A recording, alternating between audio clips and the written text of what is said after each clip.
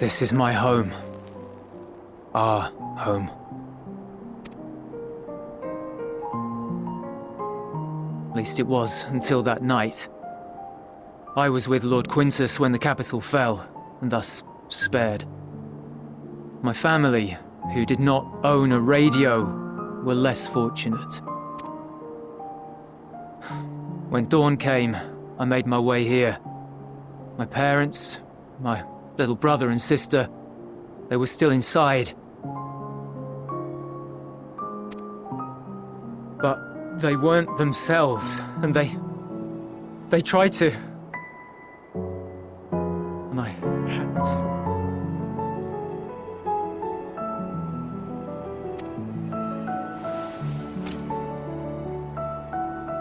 I'd promised to take them away from the capital that very morning, to somewhere safe, to hide until the fighting stopped.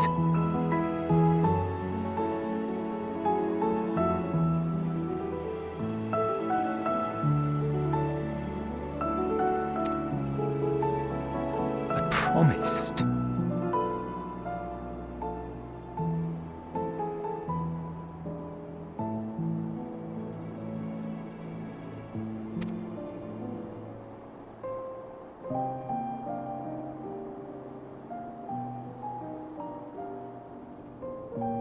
Garlean flag bears a chain, the bonds between our countrymen. A red link at its center, the blood of the fallen. Our loved ones who lived and died for Garlemald.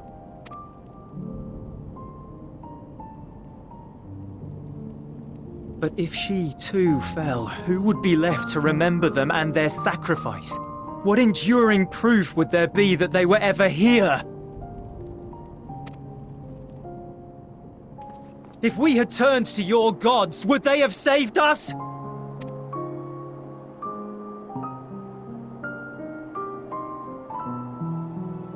I'm sorry, forget I spoke. We should go.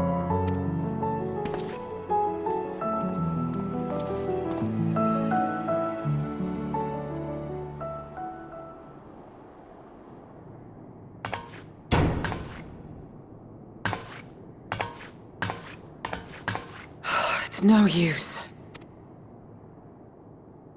Believe me, I do not enjoy being here any more than you. But he wanted us to play along, so that is what we will do.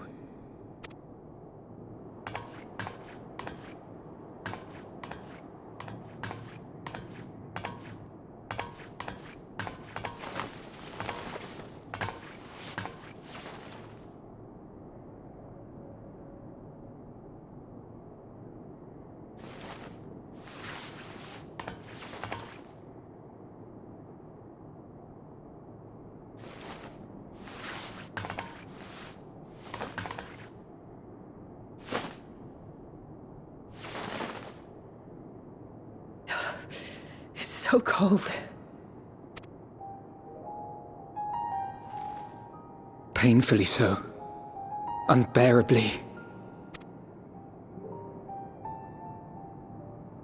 I've been thinking about what Quintus said. About why no one would accept Garlean rule. Irreconcilable differences. When coexistence isn't an option, only conquest remains. Varus at Gimlet said much the same. Only by uniting the world beneath a single standard would we rid ourselves of the Ascians. United as one people, one race cleansed of imperfections. A cold and unforgiving vision. And when we fail to live up to their standards, what place is there for us in their world? But the truly sad, truly frustrating thing is how damnably similar it all is to the lofty ideals of Father and the Forum. Non-intervention. Always non-intervention. Protect our knowledge and our people, and to hells with the rest of you. And yet, I can see how it happened. Varus and Father looked to their elders for guidance and took their virtues as their own. But for this world was of their making. In who else could they place their trust?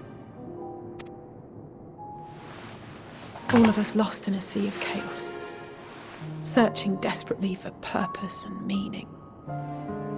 But it shouldn't just be an extension of another's. It has to be ours. It has to be. We all have a stake in this world. No one should be silenced. I won't deny that we lack the experience of people such as Father or Quintus.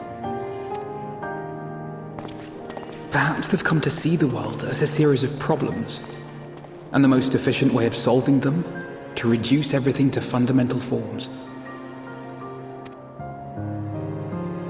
A stone is a stone, a cloud, a flower, no more than that. Simple descriptions that strip the subject of distinguishing characteristics. A man is a man, divided according to race, creed, or allegiance, and to some, defined by such associations. Is that what you think? In my misbegotten youth. But what I believed wisdom was no more than aggressive ignorance. I've since learned to look beyond the banners and the politics, to see people as individuals with their own hopes and dreams. As for my dream of building a better world, well, every day I'm reminded that it is far more complex than I had ever imagined. But it only spurs me onward, to find the wisdom and the strength to see it through to the very end.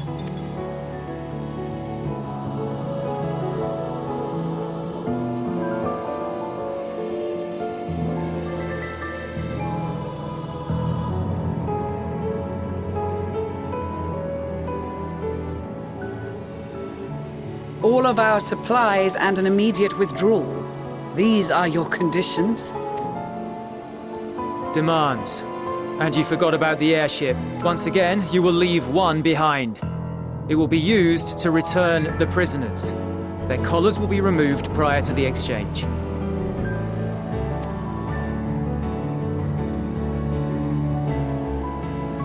So in the end, not even Father's expertly worded rhetoric could deter you from your chosen course. Huh? Not that I thought for a moment that it would. I've no love for violence, of course, but ours is a cause worth fighting for. I just wish he'd realize it too. Sometimes the only way to protect the ones you love is to take a stand, to refuse to suffer in silence. I want you to know I share your conviction. Whether it be on the battlefield or in the debating chamber, I won't back down. I guess what I'm saying is...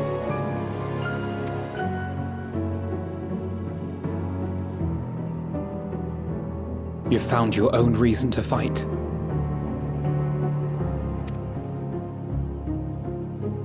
Yes. Yes, I have. God's willing, there will come a day when we can finally lay down our arms, and there will be peace. But not until the Telophoroi have been defeated once and for all. And you, brother, will have a vital part to play. By your words and deeds, you'll lead the way. I pray I am up to the task. There'll always be naysayers. Those who think us fools for even trying. It's easy for learned elites to criticize earnest efforts and assert their moral superiority, all without offering alternatives. Not that their sophistry has ever wounded you. So stubborn and strong. Stronger than you even know. Don't ever change, you hear me? If you stumble, I'll be there to catch you. Or give you a thick ear. Maybe both, for good measure.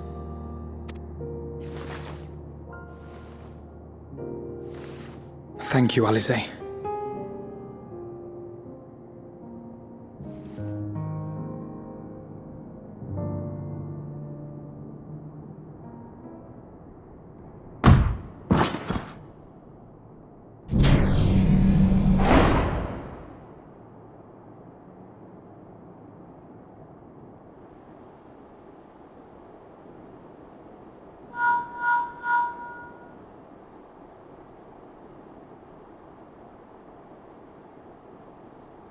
The scouts have secured Alize and Alphino. Their collars were removed without complication as well. They report no casualties, not for their party nor the guards, who will wake from their premature slumber in due course.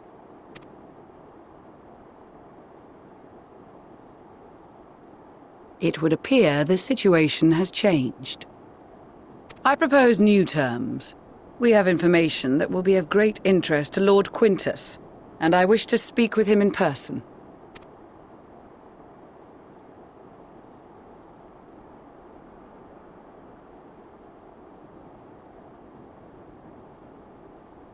No. In the event you rejected our first proposal, we came prepared with a second.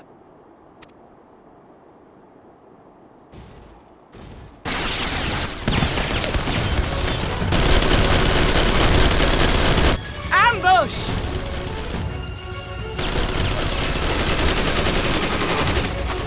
More are coming! Make ready! We, the loyal soldiers of the First Legion, proud servants of Garlemald, of the fallen Emperor Varys, shall safeguard these lands from the barbarian hordes until our countrymen return!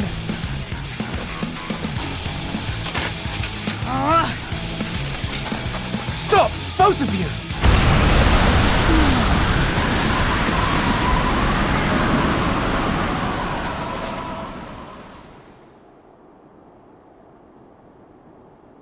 This child may be the worst emissary I have ever seen.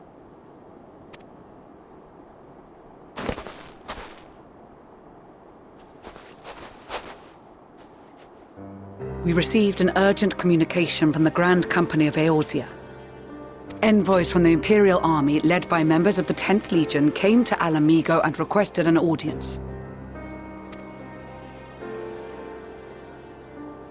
They explained that their efforts to coordinate the reclamation of the capital with the aid of the 4th, 5th, 8th and 12th had ended in failure.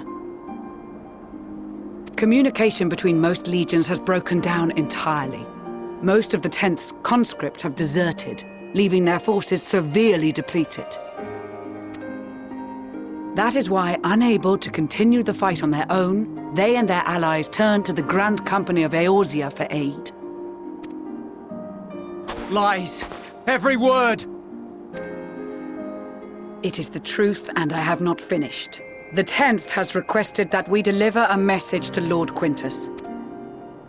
Have the ill stand down. You have been listening, my lord? What are your orders?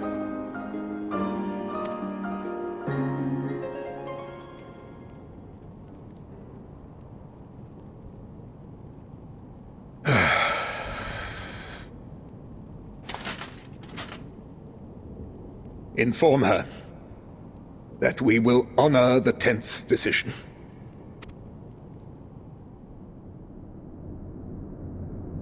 Bereft of hope, and now dignity.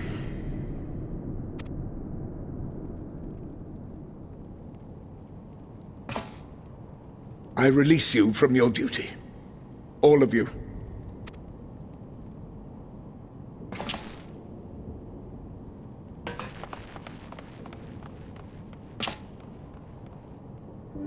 I take solace, your radiance, in the knowledge you are not here to witness our debasement. 'Twas a grand, glorious dream we shared. Of a world united, of peace and prosperity.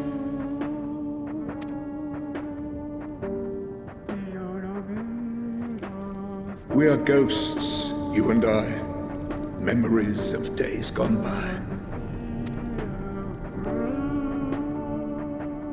Bonds forged in blood that I will not see tarnished.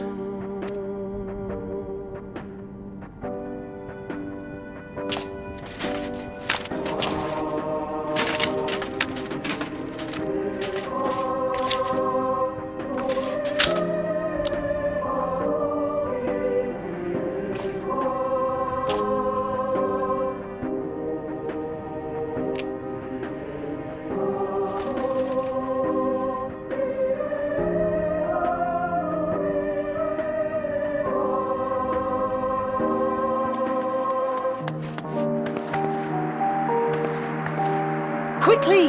We have to reach the station before it's too late. If there is still a chance that Quintus will agree to a truce, we must take it. I just hope we get there before he and his men do something rash.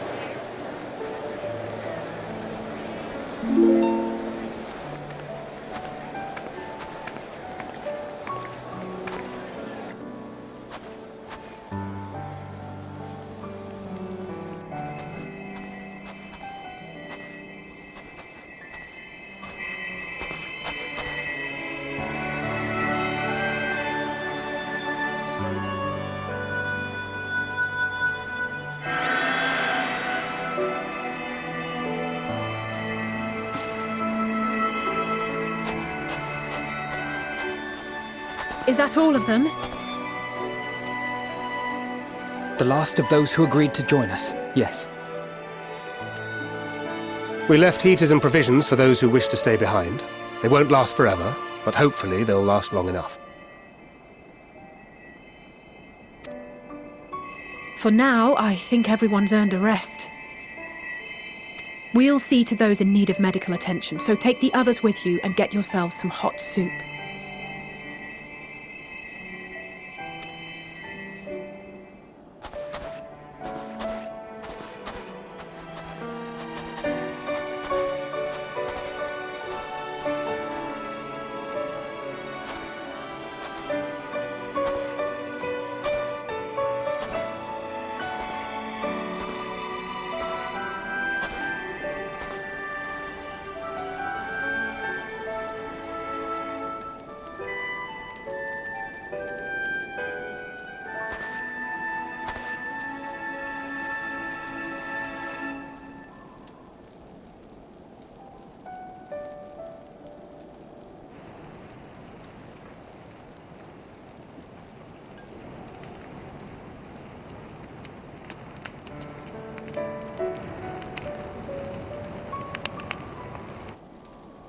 Warmth. At last. Marvellous, isn't it? All thanks to the resourceful machinists of Ishgard, I might add. On their behalf, I bid you warm yourself to your heart's content. Hold on. Your people might have scribbled a few things on a piece of parchment, but it was our Leminson Smiths that put the bloody things together. Well, be that as it may, we single-handedly got the interior heating up and running again, didn't we? The hells you did! We were there every step of the way. We? You barely raised a finger to help, you ale-sodden reprobate. I did a damn sight more than you, you lily-livered bilge rat. Take that back! Make me. I will not stoop to your level. Here.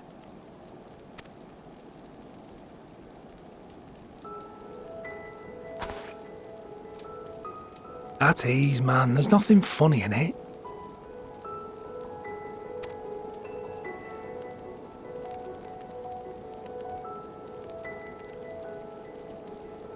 I'm from Alamigo, but was a conscript until recently. Used to eat this with the officers. Apparently, it's adapted from a steppe recipe. This is my first time trying it, and I have to say, it's not half bad.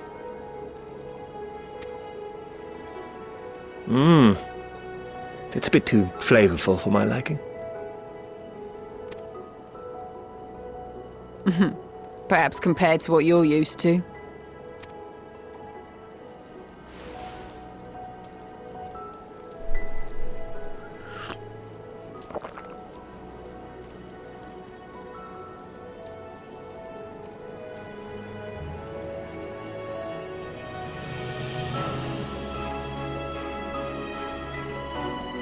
It's the little things that make life worth living, don't you think?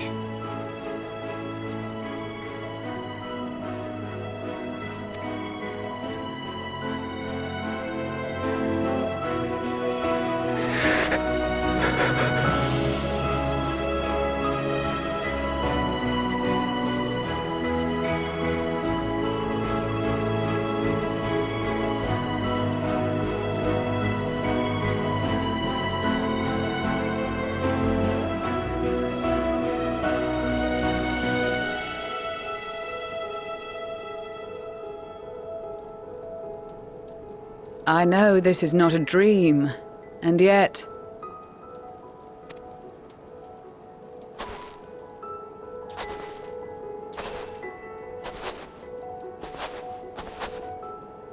I felt the same way at the Dragon Song War's end. Every morning I would step outside and need to be reminded that it wasn't my imagination, that my world had been forever changed. And just as I had grown accustomed to the idea, again you changed my world in ways I never thought possible.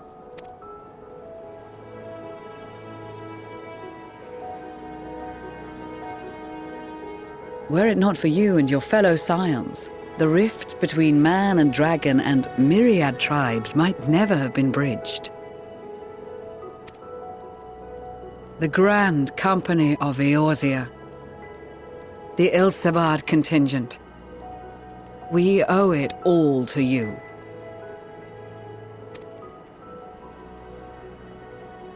We've shed many tears in recent days, of pain and sorrow, triumph and joy. I much prefer the latter.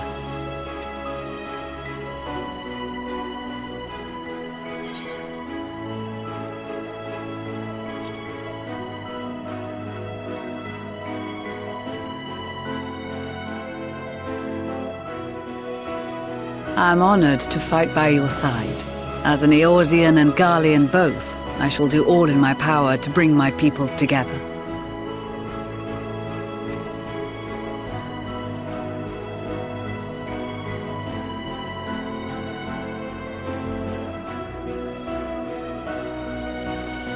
It is a remarkable achievement.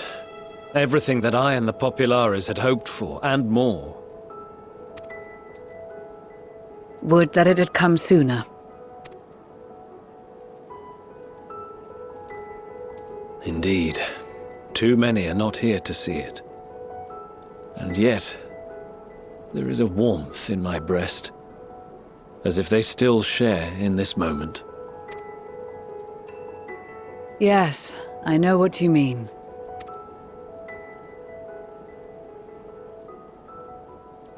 On a night like tonight, the wind and cold seem to pass me by.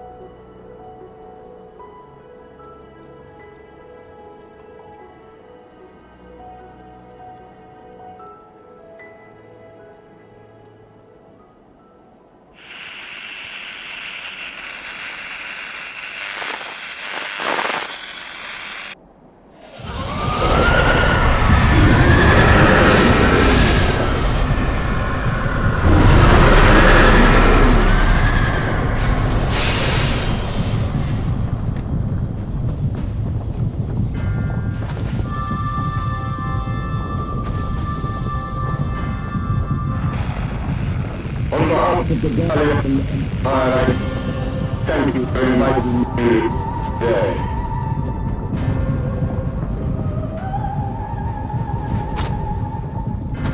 What? Emperor Varys?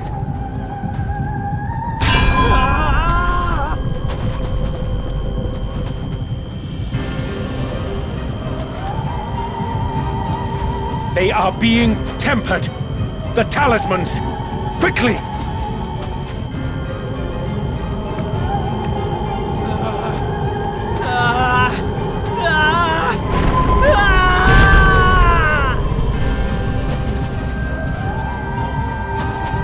Save me, brave hero!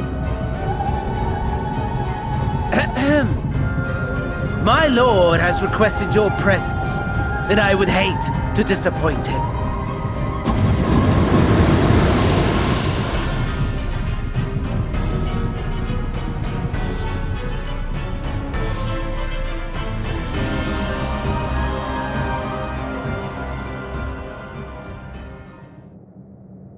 The experiment was a success, but I fear our time is short.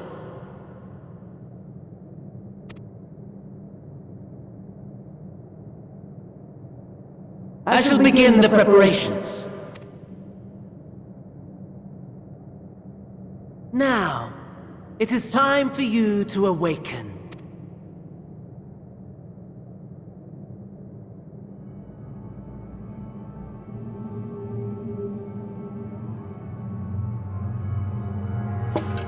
Good morrow to you. Here, have a taste before it gets cold. Oh, but be sure to remove your helmet. Take a moment, too, to familiarize yourself with that borrowed flesh.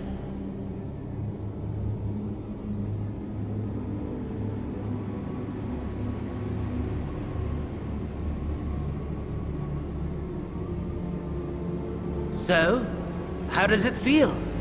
I, for one, find those first moments within a new body to be most refreshing.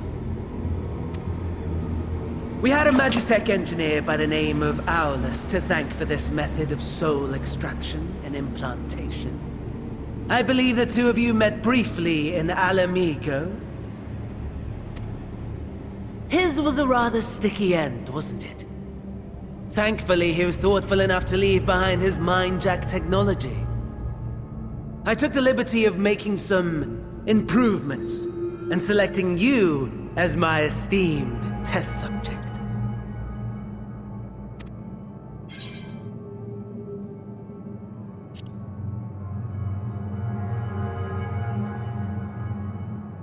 And permit you to go on a righteous rampage instead of partaking in this delicious meal? I think not. I must say, I've gone to great lengths to reunite you with my lord. When I discovered that his friend was in this neck of the woods, I suggested inviting you over for dinner.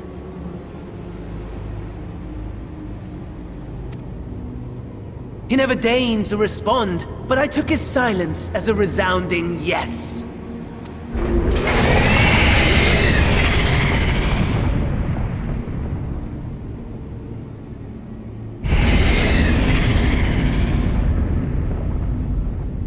Oh my! Daddy is pleased his grumpy little boy has finally found his playmate.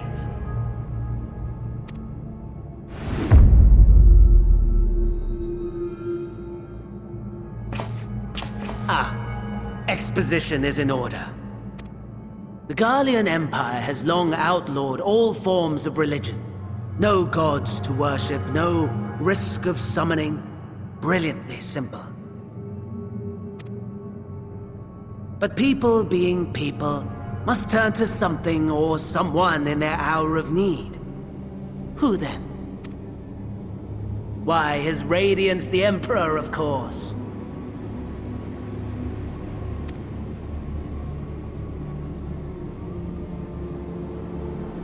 As you have observed firsthand, Garlemald has seen better days. The legendary Solus Zosgalvus, dead.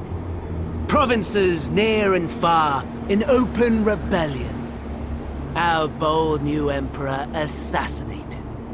And that last one even sparked a civil war. What rotten luck. The people cried out for salvation.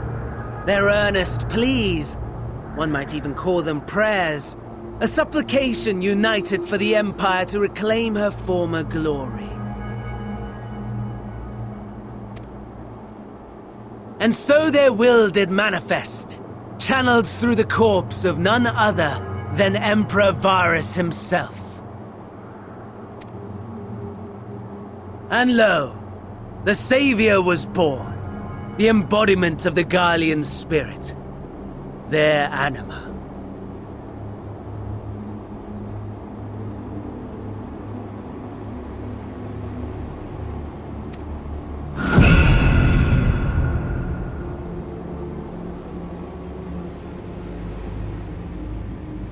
It calls to its subjects, compelling them to take up arms and fight. And just as the wealth and power gravitate towards the Empire's capital, so too does ether from every corner of the globe. The towers with which you and your allies have been so preoccupied were created as an extension of Anima itself. An ingenious design.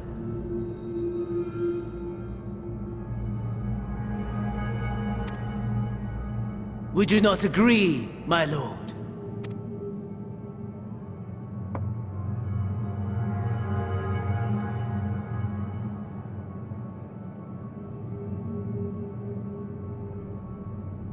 Does the pursuit of prey you have bested before excite you?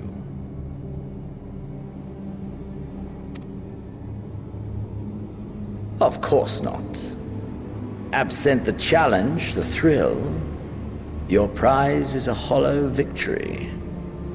Butchery.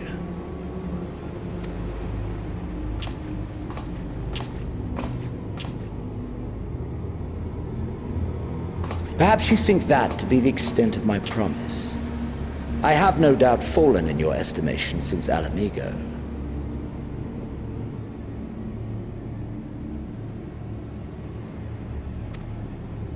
Fair enough.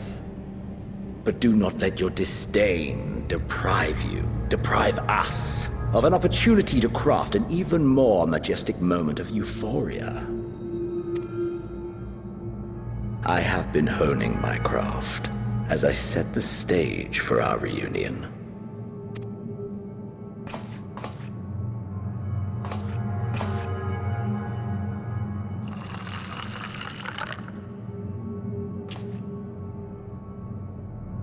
Wheresoever there is suffering and despair, you appear to fulfill your duty as defender of this star.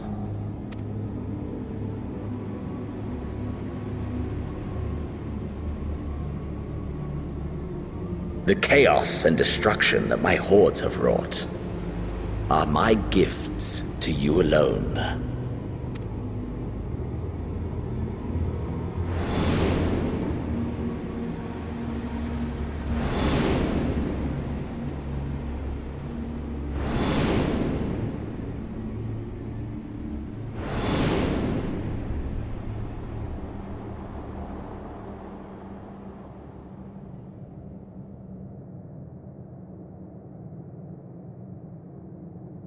At a loss for words? No matter. As you will learn, I have only just begun.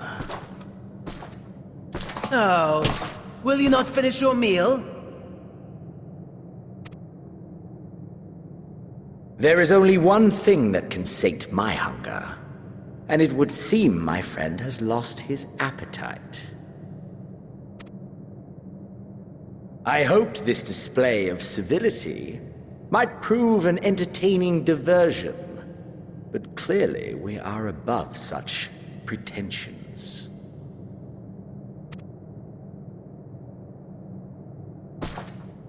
While my lifeless body was in the possession of the Ascian, I too claimed another's as my own. It was an enlightening experience to fight in an unfamiliar form. Flaws and failings in my technique were plain to see. Whence rises one's true strength? The flesh? The soul? Perhaps you should like to discover the answer for yourself.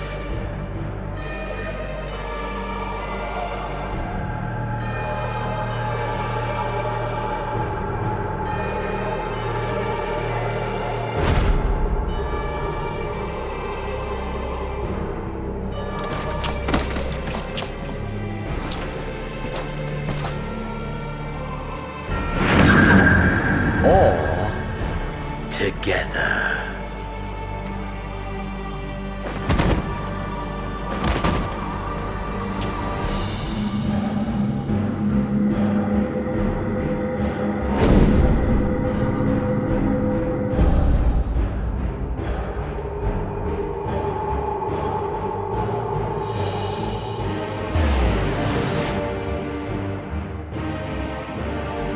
Oh dear! Whatever would happen if my lord were to greet your friends as you? I shudder to imagine what carnage he would wreak.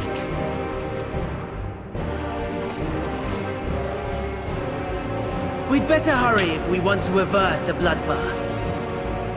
You can thank me later for my generosity.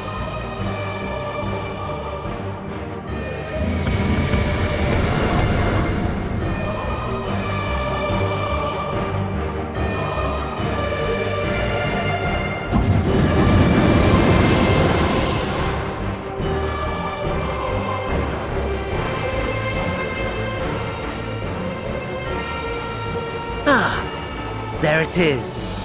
Your camp, I believe.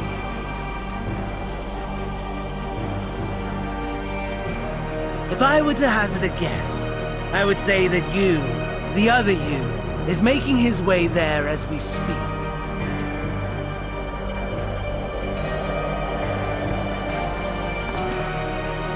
Alas, this you will have to walk from here. Or run, if you can manage it. My lord would be cross if I made it too easy.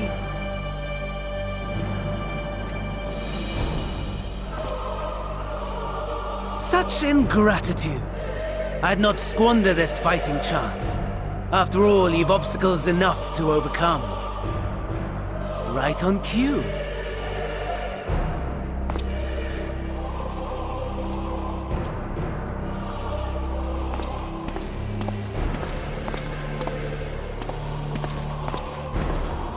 Tempered soldiers, with standing orders to kill those not sworn to anima. Under normal circumstances, you would make short work of them. But on this occasion, the odds are not so heavily stacked in your favor.